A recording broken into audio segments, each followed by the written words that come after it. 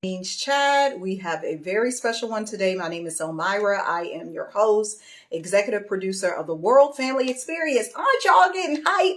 Because 1 week for today will be the day that we've been cultivating, creating for years, really, because the idea came to me years ago. But strategically and specifically, this has been going on for months since the springtime because we got all the artists on board there. Then we got our DJ on board. DJ T-Rexx is the interview today. It's all about finding your voice. DJ T-Rexx, you should know, aka Terrence, is my boyfriend. So who is that? Okay, so let me see. People who are on board with this. We're inviting all of y'all into the space. Can you get some more light on your face, Terrence? Because I can't see your. Oh yeah, let me turn this lamp on. Yeah. Or if you can sit in front of the window or something. But as I was saying, y'all, we've been preparing the space for y'all for you want to sit facing the window because you want the light to be on your face. That's perfect if you can set up right there. We've been preparing this for months because this is a place to belong. It's healing, it's community, it's all kinds of stuff. We know that people are suffering in so many ways. And even if you're not suffering and you want a funny space to come into and hear DJ T-Rexx play that drum, play on a ones and twos, that's what y'all want to do. You got to be there. In the event you have not gotten your ticket for next Saturday, you need to be there. And you might be like, why? This is virtual. Why would I come to a virtual concert? The reason you should be there, this is a show like no other. It's just not a concert. You know, we got New Edition, we got Toni Braxton, you got Beyonce, Taylor Swift, Usher, and all these people, Shakira, they all on tour. Boys to Men, you name it. You name your favorite artist. Um, your head, can you get that's better. I don't know if you can keep the phone right there. We got all these other artists, but this show is different. This show is more about touching your heart, bringing people together, reconnecting families, even the people who may not be your blood family. You're going to get to meet people from all over the world. There's going to be people there you can chat with. What other opportunity do you have to do this? So DJ T-Rexx, now we got you all set. First question I want to ask you is, what made you decide to participate in this event? Because I know there was some apprehension and you're like, I don't know, it's going to be a lot of people. What made you finally say yes? I knew it's a positive event to be a part of, and normally I don't like to put myself out there, uh, but I said, I might as well take a chance and be able to express my love for music and the experience, the how helpful this event is going to be. That's wonderful. So you kind of decided, I'm going to put myself out there. I just got to push through. Tell us more about your love for music. When did that begin? Probably probably when I was around in middle school. I mean, of course, I listened to music growing up ever since I was little, but I didn't really start understanding and paying attention to what was going on in music until maybe I was like 14 or so. That's when I was watching all the Rap City videos sold, Yo MTV Raps, um, looking at the Source magazine, like really understanding the artists and the different shows, different genres of music. What did you get most from all of that? Because you mentioned the source, Rap City, all of those things. What did those shows mean to you? It's really is a big reminder of your like what was going on in your life at the time. Hmm. Like certain songs I remember because it was what was popular while I was in high school or middle school. You might remember a certain song that was played when you went to the high school prom. Like my high school prom, the theme was "Remember the Times." Oh, Oh no, these are the remember the times. time when No, we it was fell in love. these are the times from Drew Hill. Oh, these are the times we all wish Yeah, for. that was the thing. The moment will last me so much more. We don't have to do a thing at all. We can take a time and talk. And this is the way things need to be. No pressure from you and none from me. Just let the mood set the moment off. We can make love or not at all. Okay, that's what you okay, okay. That looks good. You look good right there. So y'all had name maybe your favorite song because of course that was your high school prom theme. What were some of your favorite songs back in middle school, high school?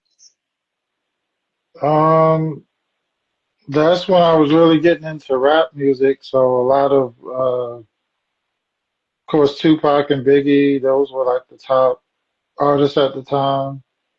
Wu-Tang, um, Nas, Jay-Z was just coming out. Of course, there's R&B, Jodeci, Mary J. Blige. Um, yeah, it's pretty much, yeah, a lot of that around that time. And keeping with that, because of course you said Jodeci, you was getting into hip hop, all of those things. Did you know at that time, or maybe you can describe how you were speaking at that time? Like, were you letting other people know about your love for music? Were you letting them know about your love for other things, or were you keeping silent? Uh, for the most part, I was keeping silent because I didn't really.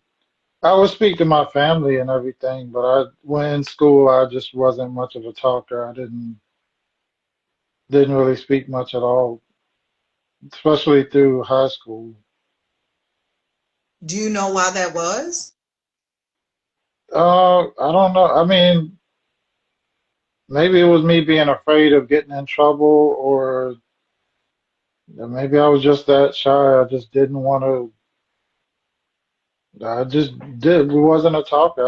I just wouldn't speak to anybody except for maybe teachers. What changed to make you want to start speaking even more, let's say into your 20s, 30s, and so on? 'Cause I started really feeling regret over things I missed out on. Um, like I didn't get to make the basketball team, and what I was told is because they didn't want to. Well, the coach was kind of afraid that if he put me on the team, I wasn't going to speak to teammates, and that would kind of hurt the team. Like if you're not, because a part of sports is communication Hmm. with your teammates while you're out there. So that I think that's probably the biggest thing that hurt me for doing more with any sports in high school. Yeah, I want to ask you about that because do you feel like your coach would have put you on the team? Yeah, other guys that made the team said they thought I was good enough, but that was the thing. They just didn't want me being out there, not speaking to teammates, not talking about things I'm seeing on the court, or just if I'd be able to get along with people without speaking like that on the team. I mean, that does make sense. I never thought that specifically about sports and the communication factor. Like you see it all the time if you watch basketball, soccer, football, anything. You gotta You got to call plays, or you got to say, hey, guy, you got to have your signals. And not only on the field or on the court, you got to be able to mesh and connect off the court. Because what if y'all going, let's use the Knicks, for example, because we know they won. They won the finals. Let's say some of the teammates was hating on each other. Do you think they would have won? What you think? Probably not. Probably not. They would have had too much conflict and distractions going on. Because sometimes, because I've seen this in family, I've seen this in work situations, the conflict is caused because somebody is stirring the pot. It could be that one person gossiping. It could be the other person who don't like this person, and I'm gonna make you gang up because you don't like the boss, so we all don't like him. So now you got all these communication wars. It's like it's too much. This question just came to mind. Do you think part of you not speaking when you were younger or not speaking as much was that you wanted to avoid conflict? Yeah, I think that was probably definitely a big part of it. Talk more about that. Like, what would it mean? Like, I'm going to be extreme now. Let's say you had to get in a fight with somebody, you had to beat somebody up. What would that mean? Well, as far as that goes, I was always, if I was, I wasn't really the type to want to get into fights like that, but my thought would always be, what if somebody else wants to get payback for what, if you beat up their friend or something, now you're getting jumped, or now you're involved in a gang because now you feel like you need protection, or if it gets to a point where somebody starts bringing weapons, now somebody wants to shoot you or do something, or to you or to a family member because you hurt somebody they know. Now, So when that you was grew always up, a thought. oh, go ahead. No, that was always a few things I was be thinking about.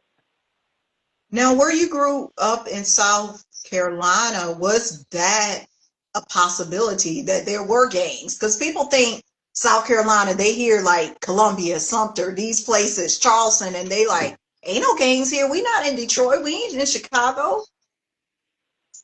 There was some of that, but maybe it was me not being around it as much. So I can't say I knew. I can't really name different ones, but I know some of that was going on. Didn't you tell me there was one club in the town that got shut down because of a lot of crazy business?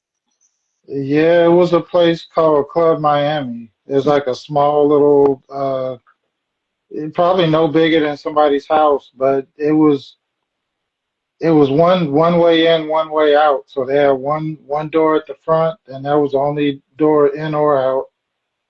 So whenever there were fights or a shooting took place in the club or in the parking lot, that's why it was so dangerous going there, because if a situation happened, you only got one way to get out of the building. Ugh, So, that's scary. Why did they eventually shut it down? something happened where someone, yeah, someone lost their life at the club after some altercation, and it turns out that, well, from what I remember, that person was related to I think a mayor or some political figure in another county. So then right after that happened, the shortly after that it was shut down and they bulldozed it and turned it into a parking lot. Oh. Yeah, you gotta get rid of the trash. I mean, I hate to say it. I'm sorry for the people who own the club, but sometimes the old gotta go. Speaking of that, originally for this show coming up, everybody, the World Family Experience, make sure you get your pass because you want to be in the room. You gotta hear DJ T-Rexx. He's gonna be providing the music for the And originally we had another host, Cyrus Jones, who is my nephew, but then just a couple of weeks ago, this shows you how changes, life can happen, just like with that club. his girlfriend's dad passed suddenly just 2 weeks ago, y'all. So this has only been 2 weeks. And I thank Cyrus for this because immediately he informed me, he said, Auntie, I don't think I'm gonna be able to do it.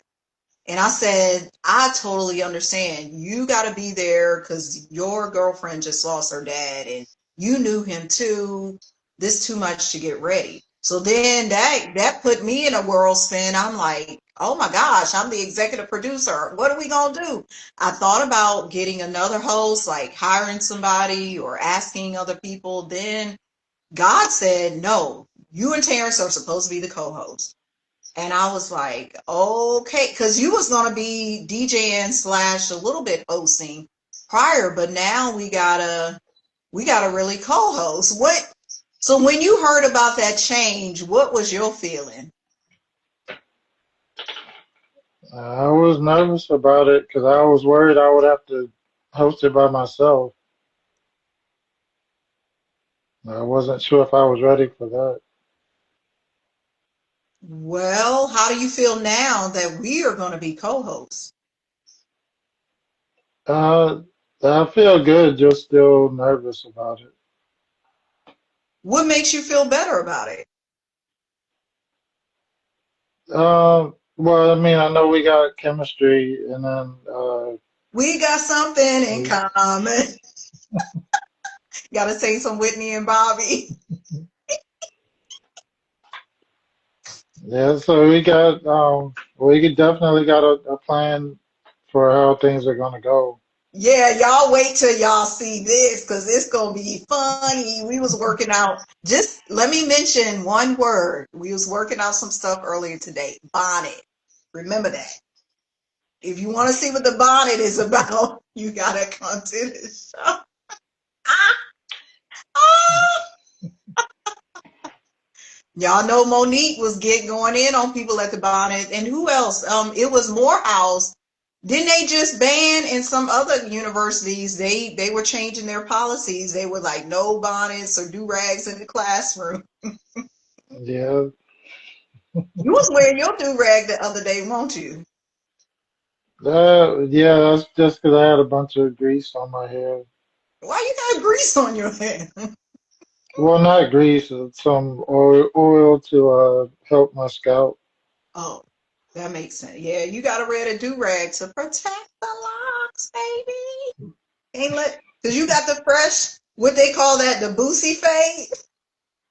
Yeah, it was by accident, but it worked out. But it won't. What? Didn't you want it?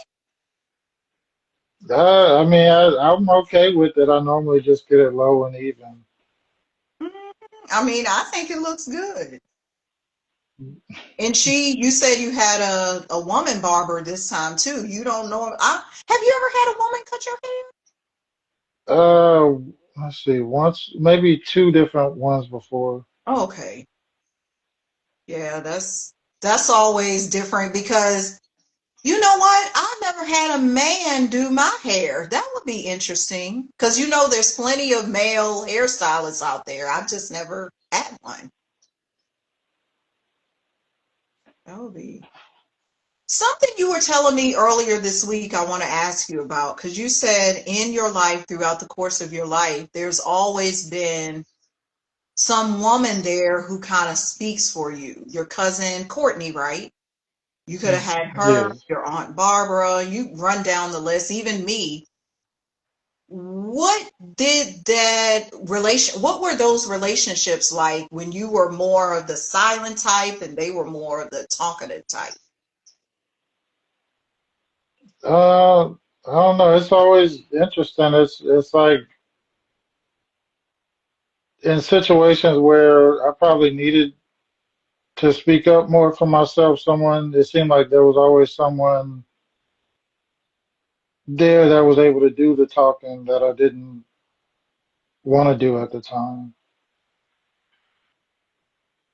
Um, Did you feel yeah. okay with them kind of speaking for you? I mean, I know they weren't like intending to do that.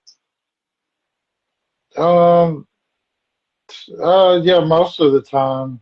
But of course, I knew I needed to speak up for myself, which I do. I'm just not into getting into confrontations. Yeah, that I ain't big into confrontations neither, because do we be fighting like that? I mean, we have disagreements, but do we fight? No. I know some folks like that. They get off on fighting. I mean, they sexually attracted to fight. Rah, rah, I gotta eat you. It's like always, I'm like, if y'all pick one more fight, because you go over there, I've lived next to these people because I've been, until I moved down here, I've lived in mainly apartments outside of when I was little, and you can hear the fights. I'm like, why are people fighting? I hate it. I don't like I don't like fights. I don't, and I think some of this stems from me. And it's something I blocked out. My older brother remembers, but I don't really remember because he was older, experiencing my parents fight. When we were little, smaller, because my parents, of course, they split when I was 5, and just knowing their arguments, that I think something in me in my subconscious always holds on to that and says it's because people go either way. They can, if they grew up in some kind of abusive home, some traumatic situation, they either duplicate it or they run away from it. Elmira ran away from it. I'm like, I ain't dealing with none of that stuff. I can't. That's why I'm a healer. That's why I did massage therapy. That's why I'm putting on the World Family Experience to give the world healing, just like Michael Jackson healed the world. And just so y'all know, this is on Michael Jackson's birthday. Ain't you? Didn't you make a Michael Jackson set? Yeah, I did. Just one to test it out. It's not the permanent one I might use. So do you think you're gonna play like the Michael Jackson set next Saturday? Yeah, I may change some of the songs in it, but yeah, I definitely have to play some Michael Jackson songs. What does he mean to you? Like his music? Of course, you like all kinds of music. Like his music, you could say is world music. Like you think about it, other places around the world, there's statues of him, all kind of murals. It's yeah, like he's a big figure in other countries just from his music. 222. Not by chance. I just looked at my other phone and it's 222. That's the magic number, y'all. That means alignment. Whatever, if you always see certain numbers, that means God is speaking to you. Your ancestors are speaking to you. Your spirit guides are speaking to you. So don't take that as, it's just fodder. Oh, I just saw a number. It don't mean nothing. Okay, I got to ask you this, and I may be putting you on the spot because most people don't know that you're an astrologer. How would you say astrology relates to you finding your voice? Like, what have you discovered about yourself by studying astrology? Um, it's interesting because it's at first I was never really I would hear about it, but I didn't really think it was a big deal. But then you once you start learning about it and you go back and look at certain things that happen in life, you realize, oh, wait a minute, this stuff does actually make sense here.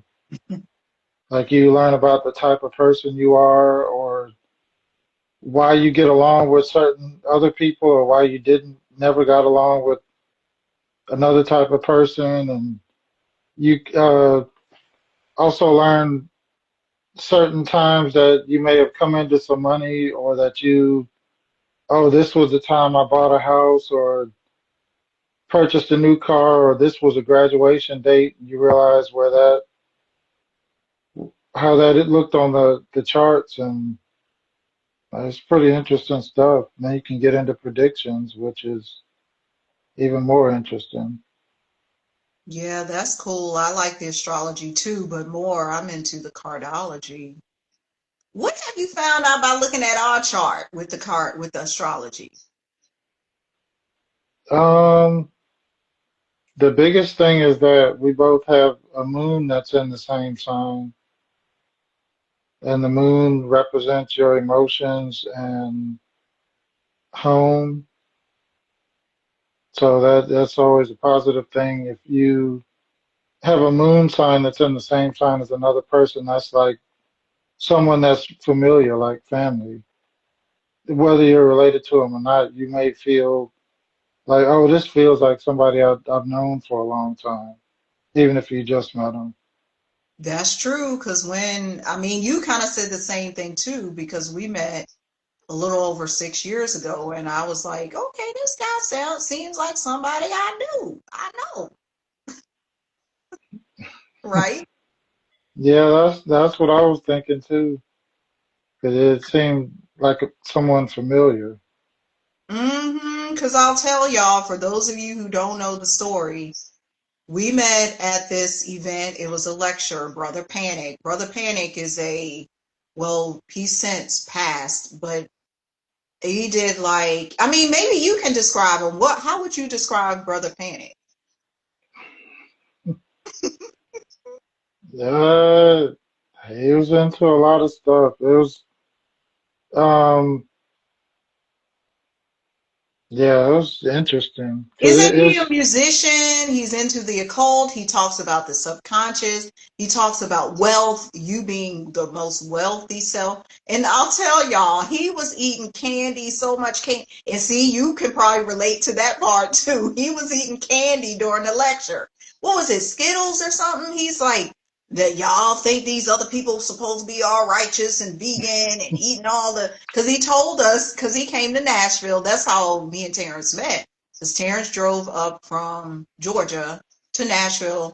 I ain't know, and let me tell y'all, I ain't know nothing about Brother Panic, but my cousin, Cameron Galloway, who is also performing at the event, he's a hip hop artist all about the indigenous roots. He told me, he messaged me one day, it's like, Elmira, you gotta go see Brother Panic. And I'm like, I believed him because Cameron is a spirit guide to me. I always listen to him even though he's younger to me. He's younger than me. I look up to him. And when he said go, I went. I went to the thing January the 11th in Nashville. As I mentioned, Terrence drove up. I got there, got to see him in action. I was like, oh, so this is Brother Panic. All right, I like him. We was at that lecture for how long? uh 5 hours maybe. No, it was seven It was, hours. oh yeah, it was a while. Yeah, longer. I mean, it may have felt like five because we were having fun. I mean, we was having a good time. And that's how to me, that's how I know that you were familiar and I wanted to get to know you better, is that we could sit there that long and never run out of anything to talk about. Or I wasn't like, oh, as soon as this over, let me get away from this guy. Like, it wasn't. What did you think? No, I thought it was good because yeah, because you seem like it's almost. I was wondering like, did we know each other from somewhere before? Yeah, because you even told me back during that time that I reminded you of your Aunt Barbara, right? Yeah, In what way? not always lecturing me about stuff. I hear that.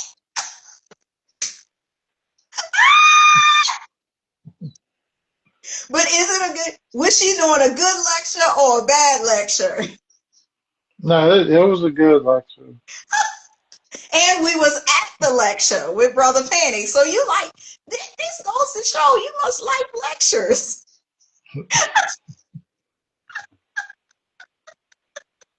Y'all, this is what we be doing at the house every day, and this is what we bring in as hosts to the World Family Experience. Because you just need to go come to see us cut up. Because I'm telling y'all, we got a whole script, we got a whole, and I'm laughing. If I'm laughing at the joint, you know it's funny because it takes a. Well, I'm lying if I say it takes a lot for me to laugh, but it kind of does because there's certain comedians I'm like, this is a bunch of bullcrap.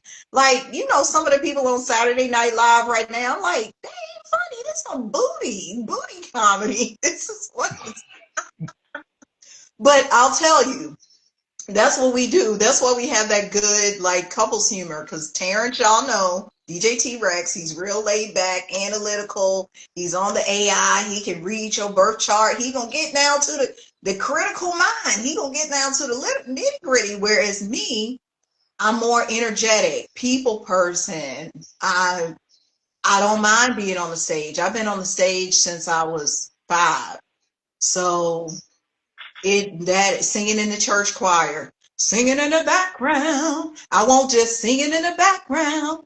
I was singing in the foreground. Because that's something my sister Jamaica made me realize the other week.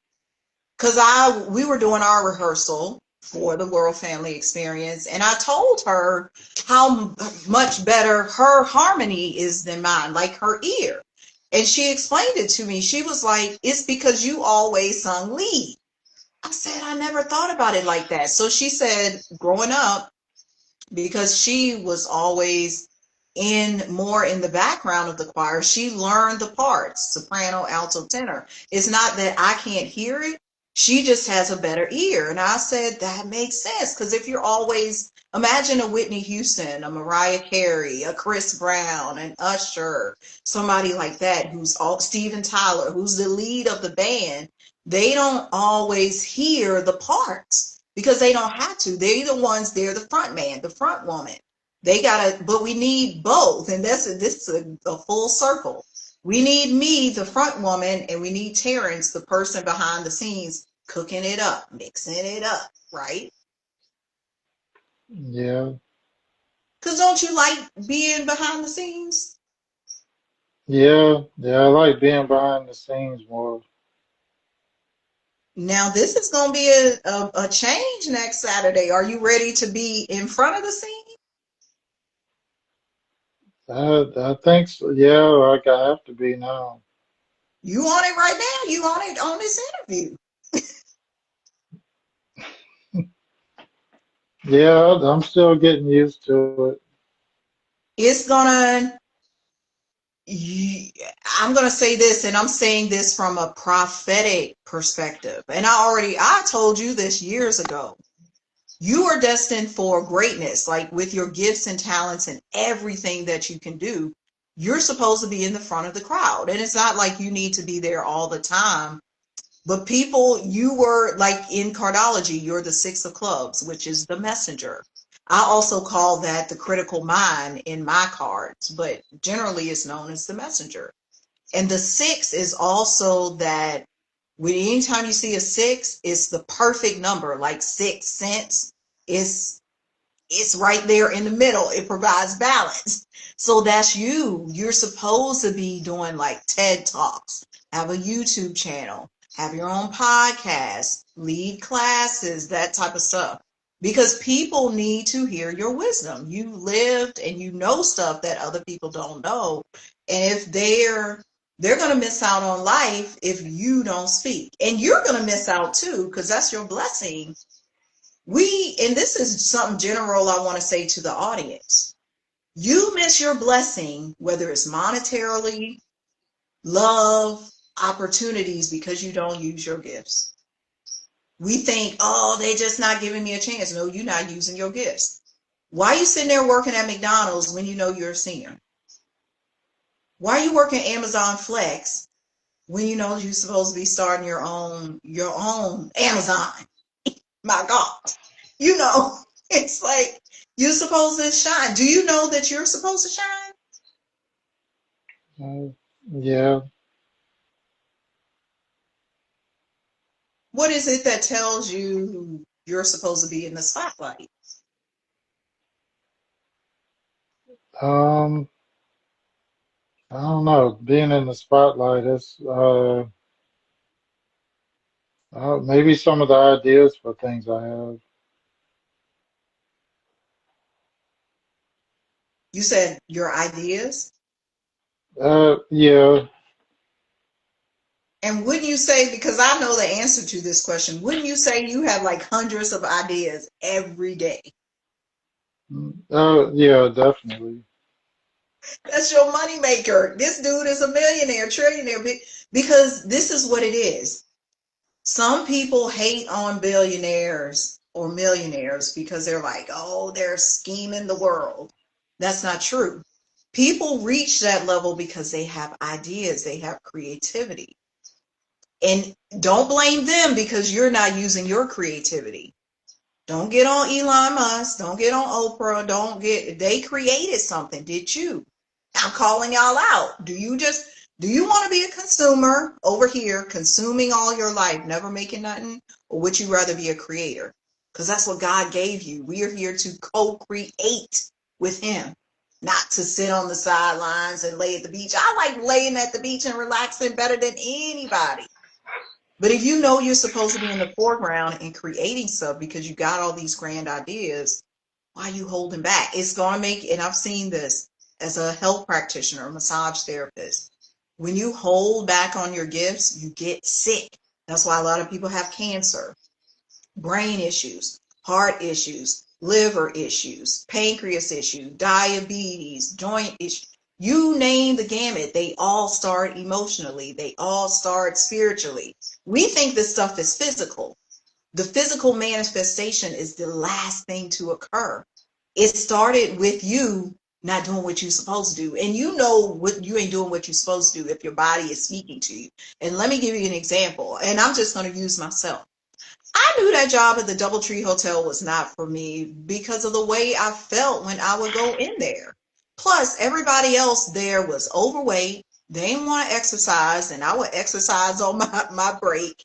I was like, no, I'm not doing it. I put my feet in the ground. I said, I'm going to massage therapy school. I had already got my bachelor's degree and was like, soon as what time I go, it was like, no.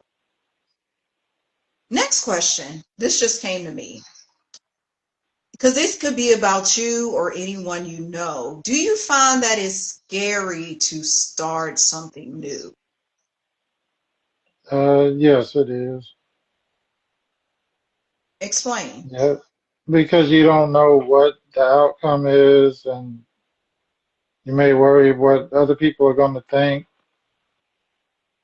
Um, and yeah, like if you're hoping it's going to go well, just feeling the pressure of, especially if you leave one thing to start something brand new.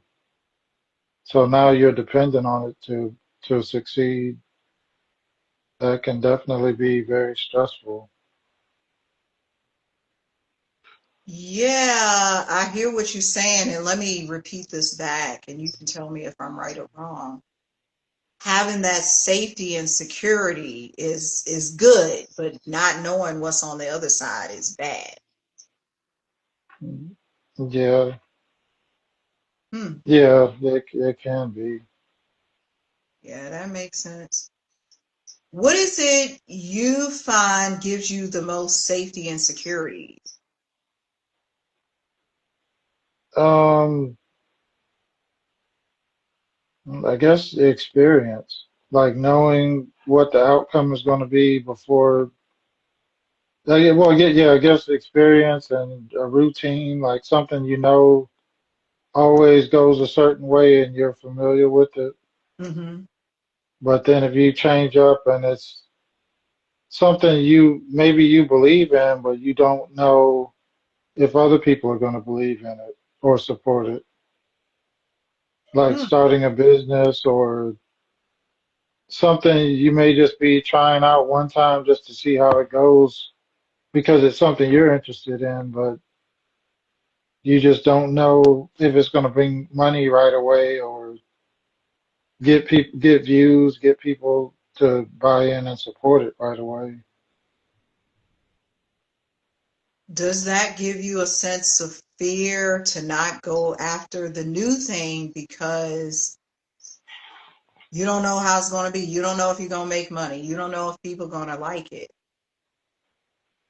Uh, yeah, it can because you end up sitting there thinking about it so much that you've already discouraged yourself from even trying it sometimes. Hmm. Because this applies to you, but also generally, Do you think our thoughts can get in the way of us taking action on something? Like, for example, we've been talking about you DJing and being the co-host for the event next Saturday. Do the thoughts sometimes get in the way? Do our thoughts? Oh, yeah, definitely. Yeah, because What kind I've of been, thoughts? because you want things to go perfect or to be just right, or you want things to be timed just the perfect way, but it's hard to choose something that's on a perfect time or to know you're not always going to know how it's going to work out until after you do it. Hmm. Has that been your experience with other things you tried that it could be better than what you thought in the beginning? Yeah, but for me, I spend so much time thinking that it's a lot of times I've already talked myself out of doing it before I even started. Hmm. Why didn't you talk yourself out of doing this? Well, I'd already committed to it, so I wanted to definitely want to see it through. Is it still Um, scary? yeah, it is. I say it's scary for me too because I've never put on a production like this. Yes, I've worked at the TV station for years in Richmond, Virginia, CBS affiliate. Yes, I have a degree in mass comm. Yes, I've been on the stage, but when you have a vision that God gives you and you see that the vision is massive, 1,000 people laughing, crying, enjoying it in the room, that's huge. And then you feel responsible for the staff. You want to make sure they get paid. You want to make sure the musicians get paid. You want to make sure nobody pissed off at you, the audience, the staff. There's a lot riding on me. Like, I'm like, oh, it's a lot. Don't you know it's a lot? Yeah, Because what have you been noticing? yeah, your sleep schedule's been different. Just the grind you've been on, promoting, reaching out to people, following up with people, organizing. Yeah, it's definitely a lot involved in it. Yeah, because I've been putting in, I'm not counting them because when you do something you love and you're passionate about, and it's all about the vision of healing the entire world with hearts and hands, that's been my vision since '08 when I started doing massage therapy. When you have that large vision, y'all, did y'all hear that? Heal the entire world. I ain't just say Virginia, New York, Florida, Kansas. No, the entire world. That's what God put on my heart for me to do in this lifetime. When you have that and you know it, I'll work 80 hours. I've probably been working 80 hours. I'm working, like, to be technical, this is work right now. If, like, I was working for somebody else, let's say the TV station, this is an actual interview on the network. This is work. It don't feel like work to me because y'all, I'm just interviewing my boyfriend, but he is the person. So there's boundaries you have to have too. And I want to speak to this because sometimes you do hire your family members or you hire somebody, your spouse or somebody like that. You also have to maintain boundaries about, okay, when do we discuss this or when do we do this? When is it um sexy time or when is it you supposed to be talking about the event? Y'all know what I mean. You can't be 24/7 on the project, or let's say y'all running a restaurant 24/7, you talk about the restaurant, you gonna get on your family members' nerves. Y'all gotta have a reprieve, right? Mm. It can be a lot because I'll be telling you, Terrence. I'm like, yeah, this last week I'm gonna be a different person because I'm in laser focus mode about this event, and I have to keep my head clear, my heart clear, my energy clear. I can't have nobody in here disturbing the peace. Don't disturb this groove. Da, da, da, da, da, I'm so into you. The songs just keep coming. You know that song, right? Yeah. Yeah, because do you think you would ever work with, now this may be because your family gonna see this. Do you think there's a family member, you don't have to name them, but is there a family member you would work with? Uh, yeah. And for what reason? This person or persons you're thinking of. Because I know yeah, I know we'd be able to work good together. Because we'd have some similar interests. Gotcha. Uh, Yeah, it's good you've identified that because now I'm gonna ask the opposite, of course. Is there a family member you would not work with? um, yeah, well, for the opposite reason, because I just probably wouldn't have the similar interests. How do you know you don't have similar interests as that person or people? Because there's certain things we probably disagree on how to get things going. Yeah, and y'all gonna be slinging the grits in the kitchen. It'll be another Al Green situation. Be like, we trying to get the brunch out for the people. I got hot grits.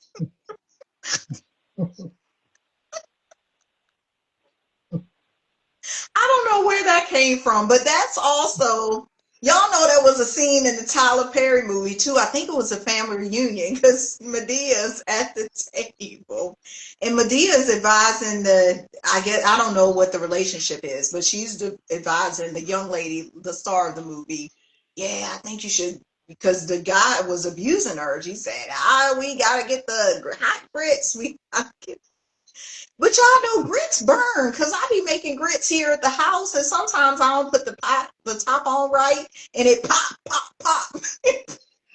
And I'm like, no, like seriously, last year I had like a burn from the grits. So if y'all, okay, I don't know where this is coming from, but I am not advising. Okay, somebody's Harlem Way said DJ T-Rexx.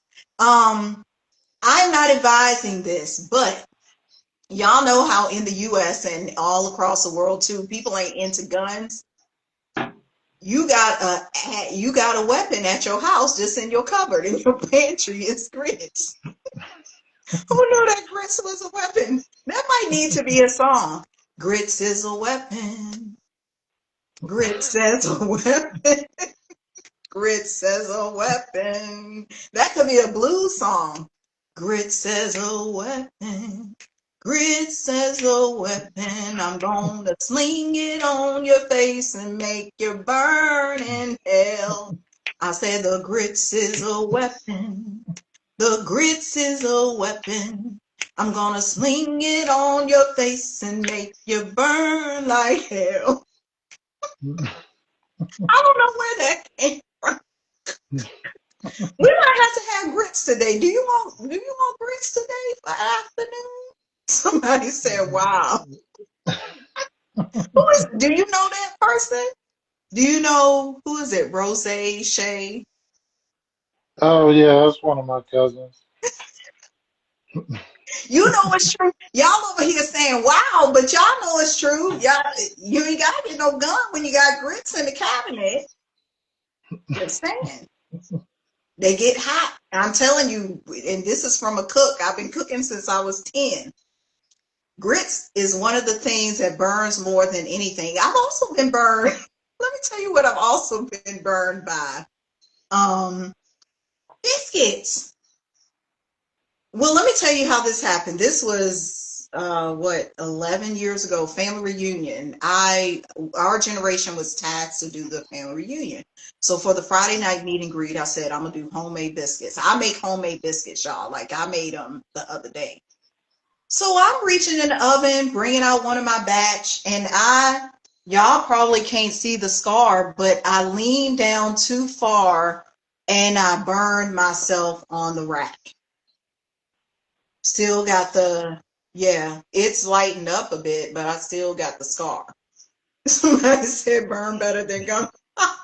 Yeah, Harlem's way. It's true. That gunpowder, you got to put it in a device. You got to put it, we okay, I gotta ask you this because I have asked you in private, but this is for the public, for the people. How do you put up with my silliness or like me dancing around all the time or any of these antics or even me wanting to put on this event?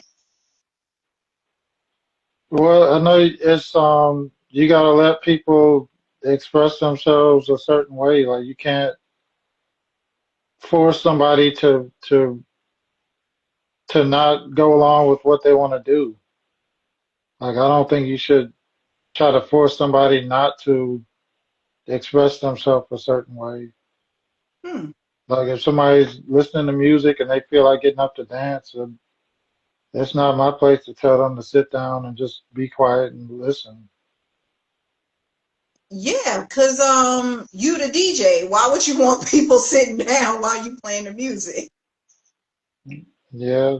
Plus, I mean, I'm not a dancer, so if somebody else wants to dance, I'll live out my dancing through them dancing. Hmm. Sometimes that's life. We have to live out certain situations for other people or through other people, whatever we see them doing, and that's cool because we all have our, we've talked about gifts today, we all have our individual gifts. Somebody may like race car driving, another person likes bike riding, somebody wants to rock climb, they like parachutes, they like music. It's we can't hold people back. Like I'm just thinking of my two oldest nephews right now. The older one, who I mentioned earlier, who was to be the original host, he likes comedy and acting and he wants to get a barbecue like food truck or restaurant. Then my younger, his brother is into all the tech stuff and he would be a good youth minister. So they are different. They are very different. Let me see what you said. Um, well, T, you are the architect to the party. You got the funds, so that's the case for everything you would add your sound. Yeah, yeah, exactly. You the architect.